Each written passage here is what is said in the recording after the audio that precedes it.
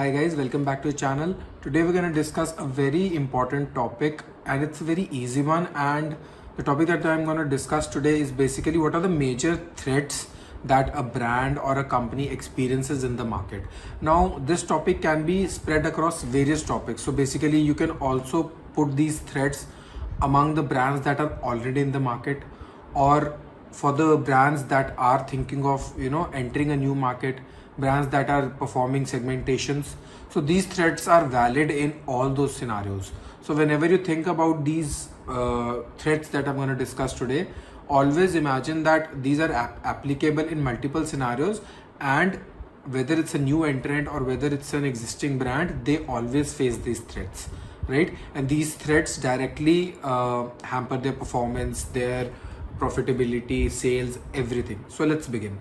Now, the first threat that any brand or a company faces is if there is already an existing, very intense rivalry in a particular segment, right? So let's say there's a segment of people and there's a particular brand that is catering to that particular segment with their product, and there are already multiple rivals there in the market, right? And those rivals are very competitive. Now, what are the factors that basically lead to that segment becoming very unfavorable for the brand? The first is, obviously, I told you, right? There are too many competitors, right? Then the other is if the segment is itself not growing. So if there's no major demand, or the people in that segment are not growing in volumes, then again that segment becomes really unrealistic and not desirable for the brand, right? And because of these two things, the competition from the competitors and the segment not growing, the fixed costs of the company definitely increases, and with the increase in the fixed cost, the profitability decreases, right?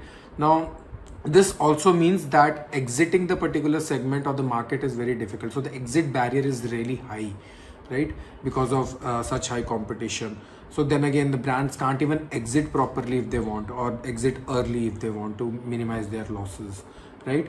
What else happens because of all these factors? Price wars are very common. So because of multiple competitors, there's very high price wars.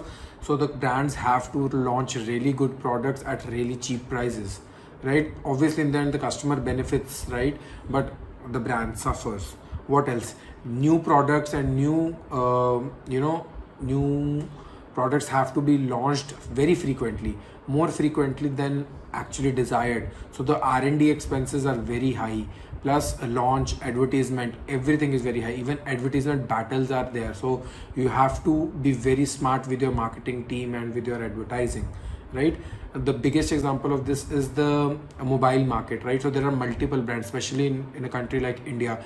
There's Vivo, Oppo, Realme, MI, then there are big giants like Apple, Samsung. Everybody is fighting for every percentage in the graph, right?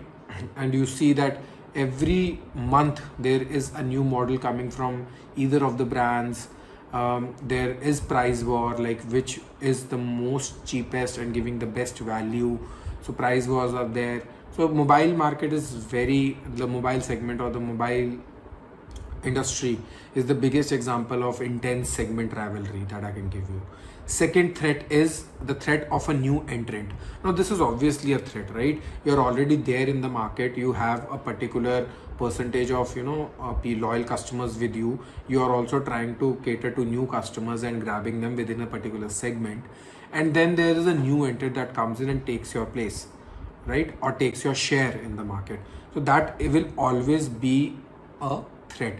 Now an ideal situation in the market prevails when the entry of the segment or the entry in that particular segment is high and the exit has a low barrier. Basically that means that entering a particular segment is high cost because it promises high profits, but exiting that particular segment should be easy. Only then it's an ideal situation for a brand. So basically if you are incurring losses, it's easy for you to exit. If it's not easy for you to exit, then the situation is not that favorable. So let's look at the different scenarios. So let's say your entry barrier is high and your exit barrier is also high. So that means once you have entered the segment, your profitability might be high, but exiting that segment will be very hard for you. It will be costly, it will be hard. So instead of exiting, you might think of surviving, and surviving costs a lot of money to the company. Second situation maybe the entry barrier is low and the exit barrier is also low. That means catering to that particular segment is very easy. Now in this case, brands can play on volumes and less on profitability. Basically, they can have a stable income, they can have a good share in the market, but their profitability would be low. So these such brands usually go for volumes rather than profits per unit of selling, right? So that's the situation. Now a situation where the entry barrier is low but the exit is high is the worst, because it's easy for you to enter but it will be very difficult for you to get out. The biggest example is airline industry in India. Now in the airline industry in India, you can enter, but all the brands that have like suffered, they have not been able to exit properly, right? They have faced bankruptcy, they have faced millions of dollars in losses. So airline industry is the biggest example of easy entry, difficult exit, right? So this was the second threat. What's the third threat? The third threat is substitute products.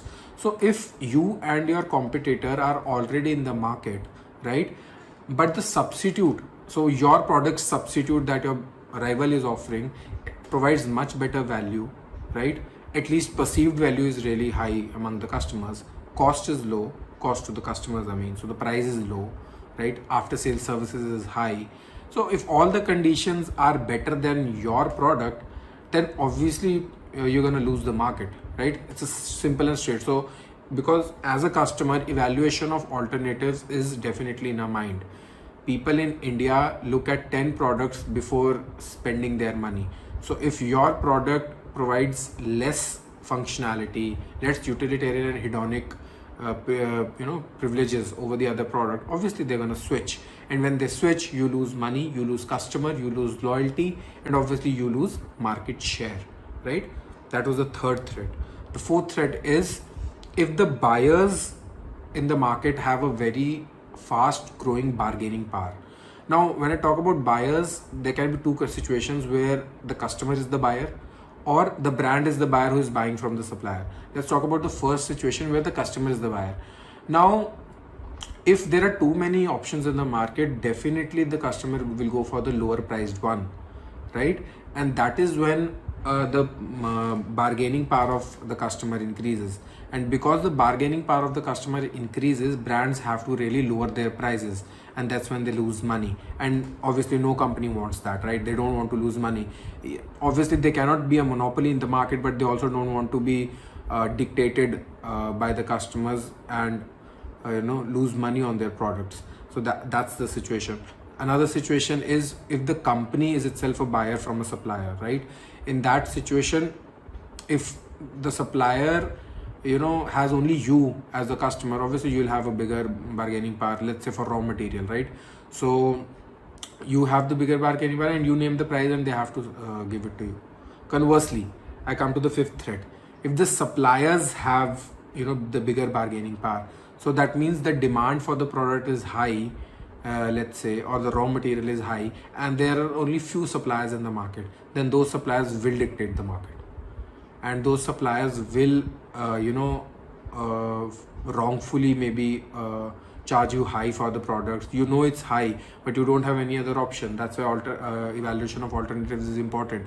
That is why competition is important. So if there are few suppliers in the market who control the entire segment or that entire product line, then obviously their bargaining power will be high and they can charge you whatever they want.